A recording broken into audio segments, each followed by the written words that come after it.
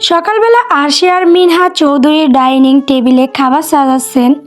কিছুক্ষণ পর শান্ত চৌধুরী নিচে নেমে এসে নিজের নির্দিষ্ট আসনে বসলেন।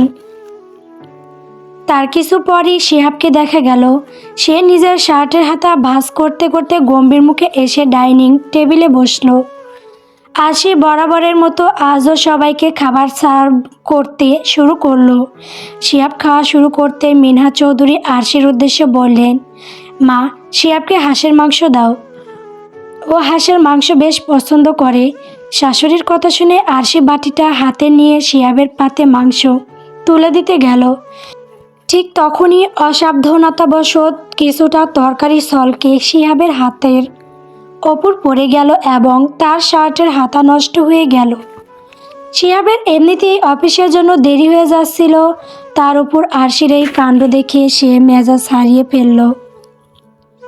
আরশি লজ্জিত মুখে সরি বলার জন্য মাত্র মুখ খুলেছে, তার আগে শিহাব আরশির গালে সজোরে একটা থাপ্পড় বসিয়ে দিল। রাগে ফেটে পড়ে সে চেঁচিয়ে বলল, মন কোথায় থাকে তোমার? দেখে কাজ করতে পারো না?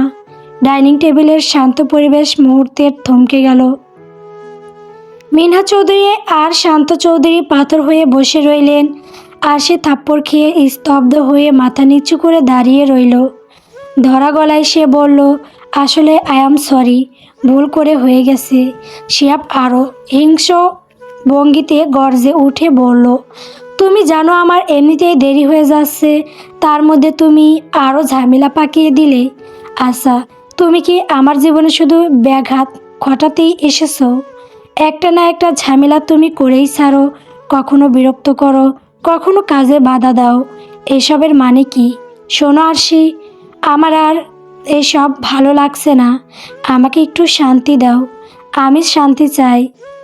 জীবনটা আমার বড্ড অসহ্য লাগছে এখন, বলে শিহাব রাগে টেবিলের নিচে একটা লাথি মারল। খাওয়া ফেলে রেখে সে গটগট করে রুম গিয়ে শার্ট চেঞ্জ করলো এবং কোট হাতে নিয়ে না খেয়ে ঘর থেকে বেরিয়ে গেল। পিছন থেকে মিনহা চৌধুরী অনেক ডাকলে কিন্তু সে একবার ফিরেও তাকালো না। মিনহা চৌধুরী ব্যথিত মনে আরশির কাছে গিয়ে তার মাথায় হাত বুলিয়ে বললেন, মা, তুমি কষ্ট পেও না। ছেলেটা আমার রেগে গেলে হিতাহিত জ্ঞান হারিয়ে ফেলে। ও আসলে বুঝতে পারছে না কি করছে। আরশির চোখের কোণ বেয়ে নোনা জল গড়িয়ে পড়ল। সে তাড়াতাড়ি ওড়নার কোনা দিয়ে চোখ মুছে মুখে জোর করে হাসি ফুটিয়ে বলল, না মা, আমি কিছু মনে করিনি। আমি বুঝতে পারছি তার মনের অবস্থা। শান্ত চৌধুরীও আরশির পাশে এসে দাঁড়ালেন। স্নেহের পয়সে তার মাথায় হাত রেখে শান্ত স্বরে বললেন, কষ্ট পেও না মা, সময় হলেই আমার ছেলেটা সব বুঝবে। একটু ধৈর্য ধরো মা, সব ঠিক হয়ে যাবে। আরশি মাথা নেড়ে কোনো রকম নিজেকে সামলে নিয়ে দৌড়ে রুমে চলে এলো। দরজার আড়ালে আসতে তার দীর্ঘদিনের চেপে রাখা ধৈর্যের বাঁটটা মুহূর্তেই ভেঙে চুরমার হয়ে গেল। সে ফ্লোরে হাঁটু গেড়ে বসে দুহাতে মুখ ডেকে ফুপিয়ে কেঁদে উঠল। বুকের ভেতরটা তীব্র কোনো যন্ত্রণায় যেন দুমড়ে মুচড়ে যাচ্ছে। বারবার তার মনে হতে লাগলো, ভুলটা কি সে সত্যিই ইচ্ছা করে করেছে, যার জন্য সবার সামনে তাকে এভাবে লাজ্জিত হতে হলো। মিনহা চৌধুরী আরশির মনের সেই হাহাকারটুকু বুঝতে পারলেন। তিনি ধীর পায়ে রুমে ঢুকে দেখলেন আরশি মেঝেতে লুটিয়ে পড়ে অসহায়ভাবে কাঁদছে। তিনি বুক ভরা মমতা নিয়ে আরশির সামনে বসলেন এবং নিজের কম্পিত দুহাতে তার চোখের তপ্ত জল মুছে দিয়ে অত্যন্ত নরম সুরে বললাম না মা, কষ্ট পেও না। আমার ছেলেটা রাগ উঠলে হিতাহিত জ্ঞান থাকে না। তুমি তার ওইটুকু কথায় কিছু মনে নিও না মা। আর সে এবার ডগরে কেঁদে উঠে মিনহা চৌধুরীকে শক্ত করে জড়িয়ে ধরল। তার কান্নার তোড়ে কথাগুলো যেন আর্তনাদ হয়ে বেরিয়ে আসতে লাগলো। সে বলতে লাগলো, ও মা, আপনার ছেলে কেন আমায় ভালোবাসে না? আমি কি মেয়ে হিসেবে সত্যি এতই অপায়া আর খারাপ? আমাকে কি এক বিন্দু ভালোবাসা যায় না মা? একটু ভালোবাসলে কি আপনার ছেলের রাজত্ব কমে যাবে নাকি কোনো ক্ষতি হবে? আমি তো দুনিয়ার অন্য কোনো ঐশ্বর্য চাই না মা, শুধু তার একটুখানি ভালোবাসার কাঙ্গাল আমি। তাহলে সে আমাকে প্রতি পদে পদে এভাবে কেন আঘাত দেয়? ভালোবাসা কি কোনো দাম নেই এই পৃথিবীতে? ভালোবাসাটা কি সত্যি এতটাই যন্ত্রণা আর কষ্টকর হয়? মেঘনা চৌধুরী নির্বাক হয়ে গেলেন। আরশির এই বুক ফাটানো আহাজারির কোনো সান্ত্বনা তার কাছে ছিল না। তিনি শুধু নিঃশব্দে পাথর হয়ে আরশির মাথায় হাত বুলিয়ে দিতে লাগলেন। আরশির প্রতিটি ফোঁটা চোখের জল যেন সেই ঘরের দেওয়ালে দেওয়ালে এক অবহেলিত ভালোবাসা কোন উপাখ্যান লিখে দিচ্ছিল। দুপুরের রোদটা ফিকে হয়ে এসেছে। আরশি ব্যালকনির কোণে চুপচাপ বসে এক মনে আকাশের দিকে তাকিয়ে আছে। সকাল থেকে পেটে একটা দানাও পড়েনি।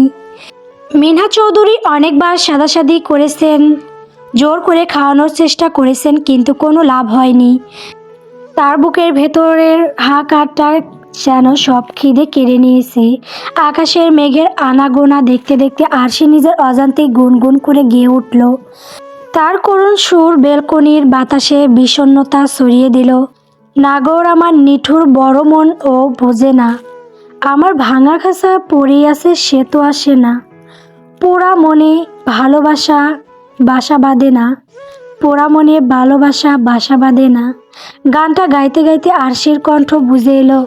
শেষ হতেই আবারও কয়েকটা ফোঁটা তপ্ত অশ্রু তার গাল বেয়ে গড়িয়ে পড়ল। হঠাৎ কাঁধের ওপর কারো হাত স্পর্শ পেয়ে আরশি চমকে উঠে পিছনে তাকালো। দেখল মিনহা চৌধুরী আর্দ্র চোখে তার দিকে তাকিয়ে আছেন। তিনি পরম মমতায় আরশির মাথায় হাত বুলিয়ে দিয়ে বললেন, যাও তো মা, ঝটপট রেডি হয়ে নাও। আরশি অবাক হয়ে চোখের জল মুছে বলল, কেন মা, কোথাও যাবেন নাকি? মিনহা চৌধুরী মুখে একটা ম্লান হাসি ফুটিয়ে বললেন, তোমার শ্বশুর হঠাৎ বললেন বাড়িতে আর ভালো লাগছে না, চলো না তুমি আর আরশি মা মিলে আমরা কোথাও থেকে ঘুরে আসি। আরশি কিছু একটা বলতে চাইলো, হয়তো মানা করতো, কিন্তু তার আগেই মিনহা চৌধুরী কৃত্রিম রাগ দেখিয়ে চোখ পাকিয়ে বললেন, খবরদার আর একটা কোথাও বলবা না, আমাদের সাথে যাবে মানে যাবে, ব্যাস যাও এখন, লক্ষ্মী মেয়ের মতো তৈরি হও। শেষমেশ আরশি আর না করতে পারল না। মিনহা চৌধুরী তাকে রেডি হতে বলে রুম থেকে বেরিয়ে গেলেন। আসলে এই পুরো বিষয়টাই ছিল মিনহা চৌধুরী আর শান্ত চৌধুরীর সাজানো পরিকল্পনা। সকালের সেই তিক্ত ঘটনার পর আরশির বিধ্বস্ত চেহারা দেখে তাদের মন কাঁদছিল। তারা চাইলেই মেয়েটাকে একটু বাইরের জগৎ থেকে ঘুরিয়ে আনতে যাতে তার মনটা কিছুটা হলেও হালকা হয়। এই পাথুরে সংসারে এমন হীরের মতো শ্বশুর শাশুড়ি পাওয়া সত্যি ভাগ্যের ব্যাপার। খানবাড়ি তোরা নিজ থেকে হালকা মেজাজে নিজের রুমে ঢুকেই দেখল রৌদ্র আয়নার সামনে দাঁড়িয়ে পরিপাটি হচ্ছে। আজ তার নীল শার্টের সাথে গাঢ় রঙের টাইটা বেশ মানিয়েছে, কিন্তু টাইনের গিটটা একদম অগোছালো হয়ে ঝুলে আছে। তোরা দরজায় হেলান দিয়ে দাঁড়িয়ে কিছুক্ষণ সেই দৃশ্য উপভোগ করলো। তারপর ঠোঁটের কোণে দুষ্টুমির হাসি ফুটিয়ে বলল, এই যে মিস্টার লম্বু, আয়নায় নিজেকে অত না দেখে টাইটার দিকে একটু তাকান। তাই তো না, মনে হচ্ছে গলায় দড়ি ঝুলিয়ে রেখেছেন। তোরার কথা শুনে রৌদ্র আয়না থেকে চোখ সরিয়ে সরাসরি তার দিকে ফিরল। এক পা দু পা এগিয়ে এসে তোরার একদম মুখোমুখি দাঁড়িয়ে গম্ভীর মুখে বলল, তো ম্যাডাম, আপনার মতো একজন গুণবতী স্ত্রী থাকতে এই মিস্টার লুম্বুকে কি নিজের হাতের টাই বাঁধতে হবে? আপনার উচিত না আপনার হাজবেন্ডের টাইটা ঠিক করে দেওয়া? তোরা এবার একটু এগিয়ে এলো। চট করে টাইয়ের দুই মাথা ধরে সজোরে একটা টান দিয়ে ফাঁসের মতো করে বলল, আমার তো মনে হয় আপনাকে এভাবেই টাই দিয়ে ফাঁসি দিয়ে মেরে ফেলা বেশি উচিত। রৌদ্রের চোখে মুখে ভয়ের নেশ মাত্র নেই, বরং সেও ঝুঁকে এসে হাসতে হাসতে বলল, ওকে ম্যাডাম, আপনার সেই শখটাই বা বাকি থাকে কেন? মেরেই ফেলুন না এখনই। তোরা প্রথমে মজা করে ফাঁসটা একটু বেশি জোরে টেনে ধরল। রৌদ্রের দম যেন আটকে আসছিল। সে যন্ত্রণায় একটু উপরের দিকে মুখ তুলে ফিরল। রৌদ্র সেই অবস্থা দেখে তোরার বুকটা মুহূর্তেই কেঁপে উঠল। সে তড়িঘড়ি করে টাই ছেড়ে দিয়ে ব্যাকুল হয়ে বলল, সরি রৌদ্র, আমি আসলে মজা করছিলাম। খুব বেশি কি লেগেছে? আমি ইচ্ছে করে করিনি। রৌদ্র এবার তোরার থুতনিটা আলতো করে উঁচিয়ে ধরে এসেই চিরচেনা বাঁকা হাসিটা দিল। তার চোখের গভীরতা যেন তোরাকে গিলে খেতে চাইছে। সে মায়াবী স্বরে বলল, সরি বলছিস কেন পাগলি? তুই মারতে চাইলে আমি যে হাসি মুখে চোখ বন্ধ করে মরতে রাজি।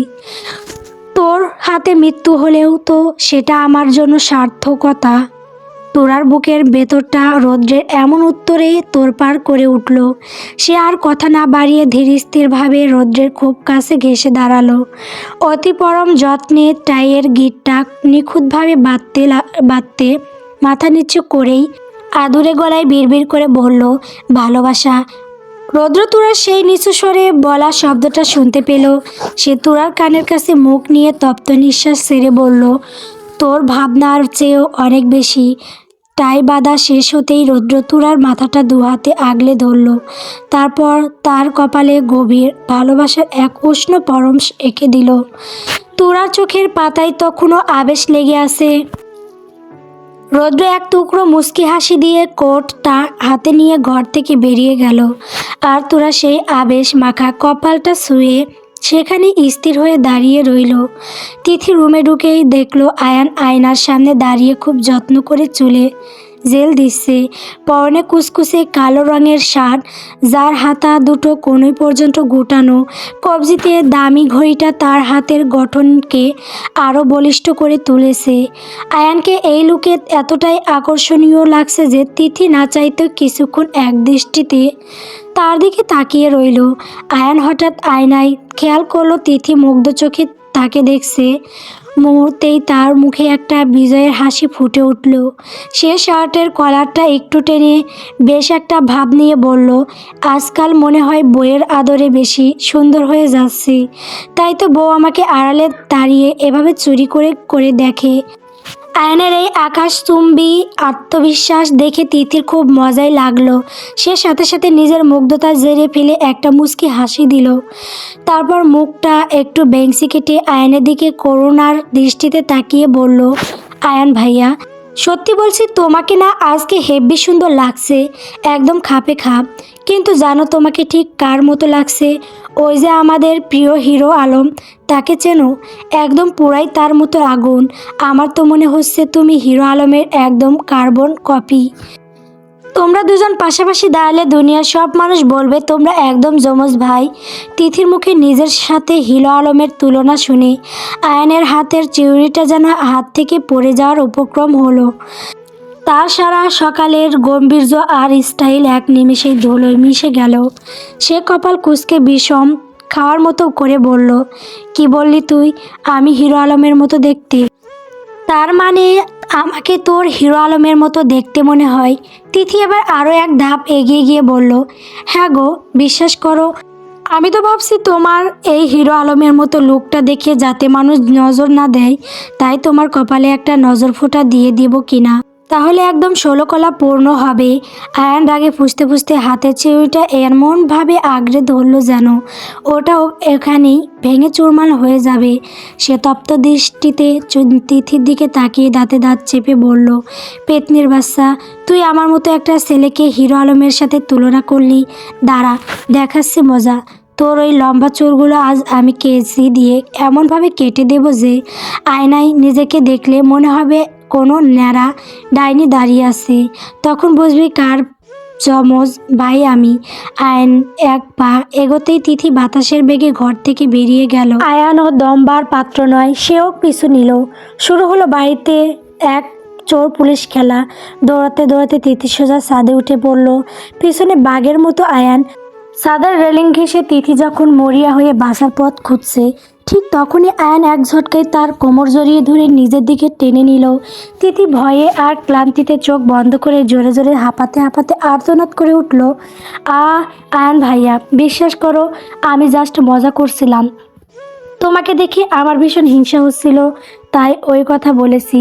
তুমি তো দুনিয়ার সব থেকে হ্যান্ডসাম হিরো, প্লিজ আর রাগ করো না, এবার মতো ছেড়ে দাও। আয়ান তিথির ঘাম ভেজা লাল হয়ে যাওয়া মুখটার দিকে তাকিয়ে বাঁকা করে হাসল। সে একবার তার হাতের ঘড়ির দিকে তাকিয়ে দেখলো অফিসের সময় পার হয়ে যাচ্ছে, হাতে সময় কম, তাই মোক্ষম দাওয়াটাই এখনই দিতে হবে। আয়ান এক নিমিষেই তিথিকে নিজের বুকের সাথে পিষে ফেললো। তার এক হাত তিথির ঘাড়ের কাছে শক্ত হয়ে বসলো। তিথির কাঁধ থেকে জামার কাপড়টা অবহেলায় একটু নিচে নামিয়ে দিয়ে সেই দুধে আলতা লগ্ন কাঁধে ঠোঁট ছোয়ালো আয়ান। তিথি আবেশে আর অজানিত আশঙ্কায় শিউরে উঠল। তিথি পরের মুহূর্তে আয়ান সেখানে বনহিংস্রতার দাঁত বসিয়ে গভীর এক কামড় দিল। আহ! আয়ান! তিথি যন্ত্রণায় কুকিয়ে উঠে চিৎকার করে উঠল। আয়ান তিথির কানের লতিতে ঠোঁট ছুঁয়ে খুব নিচু আর গম্ভীর স্বরে ফিসফিস করে বলল, তুই যত বেশি ভুল করবি আমার কাছ থেকে তত বেশি রোমান্স বোনাস পাবি। তুই কি ভেবেছিস সে আগের মতো ভুল করলে তোকে চড় থাপ্পড় মারবো? একদম না মিসেস আয়ান। এখন থেকে তোর প্রতিটি অন্যায়ের শাস্তি হবে আমার এই পাগলটাতে ভালোবাসা। আবার রাতে দেখা হবে এই পাগলামি আদর নিয়ে। Get ready for that Mrs Tithi Khan. বলেই আয়ান তিথিকে আলতো একটা ধাক্কা দিয়ে সরিয়ে দিল। তারপর নিজের শার্টের কলারটা ঠিক করে চুলে হাত বুলিয়ে একদম সিনেমার হিরোর মতো গটগট করে ছাদ থেকে নেমে গেল। তিথি যন্ত্রণায় কুঁকড়ে গিয়ে কাঁধের কাপড়টা ঠিক করলো। সে আয়নের যাওয়ার পথের দিকে তাকিয়ে রাগে আর অপমানে ফুঁসতে ফুঁসতে বলল, অসভ্য আস্ত জানোয়ার একটা, কোনো দিন মনে হয় মাংস খাই নাই, এখন আমারটা খেয়ে খেয়ে দুযোগ ভরতেছে। বিকেল গড়িয়ে আকাশটা কেমন রক্তিম বর্ণ ধারণ করেছে, যেন কোনো অশুভ সংকেত দিচ্ছে। আরশি, শান্ত চৌধুরী আর মিনহা চৌধুরী আর সারা সহ ঘুরেছেন। আরশি মলিন মুখে অনেক দিন পর হাসি ফুটেছে। সকালে সেই থাপ্পড়ের অপমান আর বুকের ভেতর জমাট বাঁধা কষ্টগুলো যেন বিকেলের হাওয়ার কিছুটা হালকা হয়ে গিয়েছে। তারা তিনজন রাস্তার ধারে দাঁড়িয়ে যখন হাসাহাসি করছিল, তখন আরশি চোখ পড়ল রাস্তার ওপারে একটা আইসক্রিম ভ্যানের ওপর। সে উজ্জ্বল চোখে শান্ত চৌধুরীর দিকে তাকিয়ে বলল, বাবা আপনার একটু দাঁড়ান, আমি ওই পার থেকে আইসক্রিম নিয়ে আসছি। আজ বড্ড গরম লাগছে, আইসক্রিম খেলে মনটা আরও শান্ত হবে। শান্ত চৌধুরী পরম মমতায় বললেন, আচ্ছা মা যাও, তবে খুব সাবধানে রাস্তা পার হইও। আরশি খুঁজতে আটখানা হয়ে রাস্তার ওপারে গিয়ে 3টে আইসক্রিম কিনল। হাত ভর্তি আইসক্রিম নিয়ে সে যখন তৃপ্তির হাসি হাসতে হাসতে রাস্তার মাঝখানে পা দিল, ঠিক তখনই জমদূতের মতো এক ক্লান্ত প্রাইভেট কার তীব্র গতিতে এসে তাকে পিষে দিয়ে গেল। মুহূর্তের মধ্যে আরশির শরীরটা শূন্যের কয়েক হাত উপরে উঠে অনেকটা দূরে আছড়ে পড়ল। ধাক্কাটা এতটাই ভয়াবহ ছিল যে তার পেট ফেটে গলগল করে তাজা রক্ত পিচ ঢালা রাস্তায় নদীর মতো বয়ে যেতে লাগলো। আইসক্রিমগুলো ছিটকে পড়ে ধুলোয় মিশে গেল। শান্ত চৌধুরী আর মিনহা চৌধুরী কলিজা ফাটানো এক আর্তনাদ করে উঠল। আরশি মা আমার! মুহূর্তেই চারপাশ নিস্তব্ধ হয়ে গেল। উৎসুক মানুষের ভিড় জমল সেই নিথর দেহটার চারপাশে। আরশি বুঝতে পারছে তার প্রতিটি নিঃশ্বাস ভারী হয়ে আসছে, শরীরটা অবশ হয়ে যাচ্ছে, চোখের সামনে সব ঝাপসা হয়ে অন্ধকার নেমে আসছে। সে তার শরীরের অবশিষ্ট শেষ বিন্দু শক্তি দিয়ে বিড়বিড় করে বলতে লাগলো, যা কেবল তার ভাঙা হৃদয়ের আর্তনাদ হয়ে খুব ঝরছিল, মামা বাবা, তোমাদের সাথে শেষবার একটা দেখা হলো না গো। বড় ভাইকেও দেখতে পারলাম না। মা, বাবা, তোমাদের এই মেয়েটা হয়তো সত্যি বদ্ধ অপয়া ছিল, তাই তো যার বেলাতেও আপন মানুষগুলোর মুখ দেখার সৌভাগ্য হলো না। বুকের ভেতরটা ফেটে যাচ্ছে, উফ বড্ড যন্ত্রণা হচ্ছে। আল্লাহ, আমি কি এতটাই পাপী ছিলাম যে শেষবেলায় একটু শান্তিও পেলাম না? শিহাব, ও শিহাব, আমার আর্তনাদ শুনতে পাচ্ছেন? আমার না বড্ড ইচ্ছে ছিল আপনার হাত ধরে এই জীবনটা পার করে দেব। খুব বেশি ইচ্ছে ছিল আপনার বুকে মাথা রেখে ঘুমানোর, ইচ্ছে ছিল দুজনে মিলে ছোট্ট একটা ঘর সাজানোর। কত স্বপ্ন সাজিয়েছিলাম এই ছোট্ট মনে আপনার পাশে ঘুমাবো, আপনার জন্য সকালের নাস্তা সাজাবো, আপনার এক চিলতে হাসির জন্য সারা জীবন অপেক্ষা করব। কিন্তু আপনি আমায় বুঝতে দিলেন না। এই জীবনে আপনার সাথে একটু শান্তিতে বাঁচার অনেক ইচ্ছা ছিল শিহাব, সেই ইচ্ছাটা অপূর্ণই থেকে গেল। আপনি আজ আমায় মেরেছিলেন, কিন্তু আমি তো রাগ করিনি, আমি তো শুধু আপনার একটুখানি ভালোবাসা চেয়েছিলাম। একটু ভালোবাসলে কি খুব ক্ষতি হতো আপনার? তিন কবলে সেই বন্ধনটা কি এতটাই ঠুকনো ছিল যে এক মুহূর্তের জন্য আমায় মায়া করলেন না? শিহাব, আমি আজ সব আফসোস আর আপনার ওপর এক বুক ভালোবাসা নিয়ে চলে যাচ্ছি। আপনি আপনার শান্তি খুঁজে নিন। আমাকে ছাড়া যদি আপনি শান্তিতে থাকেন তবে তাতেই আমি শান্তি। তবে ওপরে দাঁড়িয়ে আমি আপনার জন্যই অপেক্ষা করব। ওপারে যেন আল্লাহ আপনাকে আমাকেই দেন। আমি আপনাকে বড্ড ভালোবাসি শিয়াম, বড্ড ভালোবাসি। I love you so much. আরশির কণ্ঠস্বর রৌদ্র হয়ে গেল। শেষবারের মতো এক দীর্ঘশ্বাস নিয়ে তার নিস্পন্দন দেহটা রাস্তার মাঝখানে এলিয়ে পড়ল। তার খোলা চোখের কোণ দিয়ে শেষ এক ফোঁটা অশ্রু গড়িয়ে রক্তের সাথে মিশে একাকার হয়ে গেল। আইসক্রিমগুলো রোদে গলে যাচ্ছে, আর সেই রক্তের পুকুরে পড়ে রইল এক অবহেলিত স্ত্রীর না বলা হাজারো অভিমান আর ভালোবাসার গল্প। এক মুহূর্তে নিস্তব্ধ হয়ে গেল। বাতাসের শস্য শব্দ আর মানুষের কোলাহল সবই যেন আরশির চারপাশ থেকে দূরে সরে যাচ্ছে। রাস্তার তপ্ত পিচের ওপর আরশির নিথর দেহটা রক্তাক্ত অবস্থায় পড়ে আছে। হাজারো মানুষের ভিড়ে সবার চোখে আতঙ্ক, কিন্তু আরশির নিস্তেজ চোখের কোণ দিয়ে তখনও এক ফোঁটা জল চিকচিক করছে। সেই অস্ত্রবিন্দু দেখলেই বোঝা যাচ্ছে কতটা পাহাড় সমান অভিমান আর আফসোস নিয়ে মেয়েটা মৃত্যুর দিকে এগিয়ে যাচ্ছে। শান্ত চৌধুরী আর মিনহা চৌধুরী পাগলের মতো বীর ঠেলে দৌড়ে এসে আরশিকে জড়িয়ে ধরলেন। আরশির মাথাটা কোলে তুলে নিয়ে শান্ত চৌধুরী উন্মুক্তের মতো চিৎকার করে বললেন, আরে ভাই, আপনারা দাঁড়িয়ে দেখছেন কেন? কেউ ইমার্জেন্সি অ্যাম্বুলেন্স ডাকেন। আমার মেয়েটার নিঃশ্বাস আটকে আসছে, ওর খুব কষ্ট হচ্ছে, কেউ সাহায্য করুন। উপস্থিত মানুষেরা ততক্ষণে দ্রুত ফোন বের করে অ্যাম্বুলেন্সে কল দিল। অল্প সময়ের মধ্যেই সাইরেন বাজিয়ে অ্যাম্বুলেন্স চলে এলো। সাথে এলেন ইমার্জেন্সি ডাক্তার। ডাক্তার গাড়ি থেকে নেমেই দ্রুত আরশির পাশে হাঁটু গেড়ে বসলেন। তিনি নাড়ি পরীক্ষা করে এবং শ্বাস প্রশ্বাস চেক করে গভীর উদ্বেগের সাথে নার্সদের উদ্দেশ্যে বললেন, দ্রুত স্ট্রেচার বের করুন। পালস খুব স্লো আর নিঃশ্বাস একদমই ক্ষীণ হয়ে আসছে।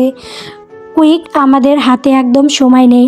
রক্তাক্ত আরশিকে খুব সাবধানে স্ট্রেচারে তুলে অ্যাম্বুলেন্সের ভেতরে নেওয়া হলো।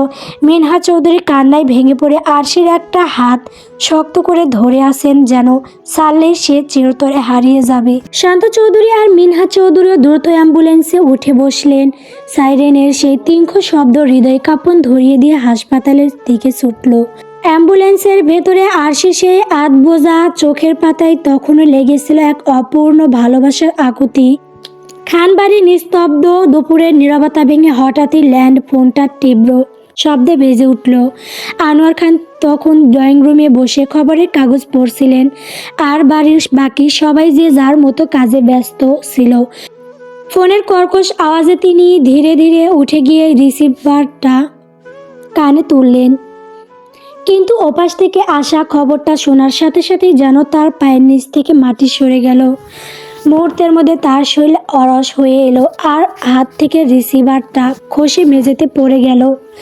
আনোয়ার খান বুক ফাটানো এক আর্তনাদ করে উঠলেন, ও আল্লাহ, আমার মেয়ে, আমার আরশি মা। আনোয়ার খানের সেই হাহাকার মেশানো চিৎকার শুনে বাড়ির সবাই আতঙ্কিত হয়ে যে যেদিকে ছিল দৌড়ে ছুটে এলো। রৌশনী খান সব কাজ ফেলে হাঁপাতে হাঁপাতে এসে আনোয়ার খানকে জড়িয়ে ধরে বেকুল হয়ে জিজ্ঞেস করলেন, কি হয়েছে আপনার? ওভাবে চিৎকার দিলেন কেন? কি হয়েছে আমাদের মেয়ের? আনোয়ার খান তখনও কাঁপছেন, তার চোখের দৃষ্টি স্থির হয়ে গেছে আর গলা দিয়ে কথা বের হচ্ছে না। তিনি কোনো মতে তোতলামি করে বললেন, আরশি অ্যাক্সিডেন্ট হয়েছে, ওকে ইমার্জেন্সি হাসপাতালে নেওয়া হয়েছে, অবস্থা নাকি খুব খারাপ। শেষটুকু শোনা মাত্র যেন পুরো খান বাড়িতে বজ্রপাত হলো। রৌশনী খান নিজের কানকে বিশ্বাস করতে পারলেন না। তার পৃথিবীটা চোখের সামনে দুলে উঠল। তিনি মাগো বলে এক চিৎকার দিয়ে ফ্লোরে ধপ করে বসে পড়লেন। আশিক খান পরিস্থিতির গুরুত্ব বুঝতে পেরে নিজেকে সামলে নিয়ে দ্রুত এগিয়ে এসে বললেন, ভাইয়া এখন এভাবে ভেঙে পড়লে চলবে না, আমাদের এখনই হাসপাতালে যেতে হবে, চলো সবাই। তুরা আর আরফা দৌড়ে এসে রৌশনী খানকে দুপাশ থেকে ধরে কোনো মতে টেনে তুলল। বাড়ির সবাই হিতাহিত জ্ঞান হারিয়ে দিশেহারা অবস্থায় দ্রুত বেরিয়ে গাড়িতে গিয়ে বসলো। গাড়ির ইঞ্জিন স্টার্ট হতেই ভেতরে কান্নার এক রোল পড়ে গেল। তুরা, আরফা আর তিথি কারোর চোখেই আর জল বাদ না মানছে না। তাদের আদরের আরশি এভাবে মৃত্যুর সাথে পাঞ্জা লড়ছে, এই ধকল তারা সইতে পারছে না। রৌশনী খান পাথর হয়ে জানালার ওপারে তাকিয়ে আছেন, তার স্তব্ধতা যেন আকাশের মেঘের চেয়েও ভারী হয়ে উঠেছে। খবরটা রৌদ্র আর আনায়ানের অফিসে পৌঁছাতেও দেরি হলো না। তারা দুজন তখন একটা জরুরি ব্যবসায়িক ফাইল নিয়ে গভীর আলোচনায় মগ্ন ছিল। ঠিক তখনই রৌদ্রের ফোনটা ঝংকার দিয়ে বেজে উঠল। রৌদ্র স্ক্রিনের দিকে না তাকিয়ে ফোনটা কানে ধরলো, কিন্তু ওপাশ থেকে শান্ত চৌধুরীর সেই কান্নামাখা ভাঙা কণ্ঠস্বর শোনার পর রৌদ্রের পুরো শরীর যেন পাথরের মতো জমে গেল। তার হাত থেকে ফোনটা আর্তনাদ করে মেঝেতে আছড়ে পড়ল। আয়ন রৌদ্রের ফ্যাকাশে হয়ে যাওয়া মুখটা দেখে ভীষণ ঘাবড়ে গেল। সে ফাইলটা রেখে দ্রুত এগিয়ে এসে বলল, কি হয়েছে ভাইয়া, অমন করছো কেন, বাসায় সব ঠিক আছে তো? রৌদ্রের গলা দিয়ে স্বর বের হচ্ছে না। সে কোনো মতে কম্পিত স্বরে বিড়বিড় করে বললেন, আরশির ভয়াবহ অ্যাক্সিডেন্ট হয়েছে আয়ান। আয়ন মুহূর্তের মধ্যে নিজের চেয়ার ছেড়ে ঝটকা দিয়ে উঠে দাঁড়ালো। তার চোখ দুটো কটর থেকে বেরিয়ে আসার উপক্রম হলো। কি কি বলছো এইসব ভাইয়া? রৌদ্র আর এক মুহূর্ত সেখানে দাঁড়ালো না। শরীরের ব্লাউজারটা খুলে সোফায় ছুঁড়ে ফেলে সে ঝড়ের ব্যাগে অফিস থেকে বেরিয়ে গেল। পার্কিং লটে গিয়ে নিজের গাড়িটা স্টার্ট দিয়ে পাগলের মতো ফুল স্পিডে ড্রাইভ করতে লাগলো। তার পেছনে আয়ানও নিজের গাড়ি নিয়ে হাসপাতালের দিকে ছুটল। তাদের বুকটা তখন অজানা কোনো আশঙ্কায় টিপ টিপ করছে। এক এক করে দুই পরিবারের সবাই হাসপাতালে এসে জড়ো হলো। আরশিকে ততক্ষণে অপারেশন থিয়েটারে ঢোকানো হয়েছে। বাইরে লাল বাতিটা জ্বলছে, যা এক অশুভ সংকেত দিচ্ছে। আরশির অবস্থা এতটাই সংকটাপূর্ণ যে তাকে কৃত্রিম অক্সিজেন দিয়ে বাঁচিয়ে রাখার চেষ্টা করা হচ্ছে। রৌদ্র আর আয়ান হাঁপাতে হাঁপাতে করিডোরে ঢুকে সবটা শুনল। খবরটা শোনার পর তাদের দুজনেরও যেন মেরুদণ্ড ভেঙে গেল। তারা দুজনেই দেওয়ালের সাথে ঠেস দিয়ে নিস্তেজ হয়ে দাঁড়িয়ে রইল। রৌশনী খান এতক্ষণ পাথর হয়ে থাকলেও আর নিজেকে ধরে রাখতে পারলেন না। তিনি হাওমাও করে কেঁদে উঠলেন। তার কান্নায় হাসপাতালের ভারী বাতাস যেন আরও ভারী হয়ে উঠল। আনোয়ার খানও মেয়ের কথা ভেবে অজরে কাঁদছেন। পুরো পরিবারের কান্না আর হাহাকারের মাঝখানে তুরা হঠাৎ খেয়াল করলো সবাই এখানে উপস্থিত থাকলেও একজন মানুষ নেই। তুরা চোখের জল মুছতে মুছতে ভাঙা গলায় শান্ত চৌধুরীর উদ্দেশ্যে বলল, আঙ্কেল শিহাব ভাইয়া কোথায়? সবাইকে দেখছি কিন্তু ভাইয়াকে তো দেখছি না। ভাইয়া কি এখনও খবরটা পায়নি? তুরার প্রশ্ন শুনে শান্ত চৌধুরী যেন ফেটে পড়লেন। তিনি ক্ষোভ আর হাহাকার চেঁচিয়ে বললেন, জানতে হবে না ওকে, ও না আসলেই আমি খুশি। ও তার কাজ আর তার ইগো আর তার দুনিয়া নিয়েই পড়ে থাকুক। আমার মেয়েটা যখন ওর জন্য মরতে বসেছে তখনও ও হয়তো কোনো মিটিংয়ে টাকা গুনছে। খবরদার ওকে কেউ খবর দিবি না। শান্ত চৌধুরী এই রৌদ্রমূর্তি আর ঘেনা ভরা কথাগুলো কান্নায় রোলে চাপা পড়ে গেলেও তোরা হতভম্ব হয়ে গেল। আরশি মৃত্যুর সাথে পাঞ্জা লড়ছে আর তার স্বামী জানবে না, এটা তোরা মেনে নিতে পারছে না। সে সবার আড়ালে একটু সাইডে সরে এলো। বিয়ের আগে থেকেই শিহাবের নাম্বার তার কাছে সেভ করা ছিল। সে কাঁপা কাঁপা হাতে সেই নাম্বারে ডায়াল করলো।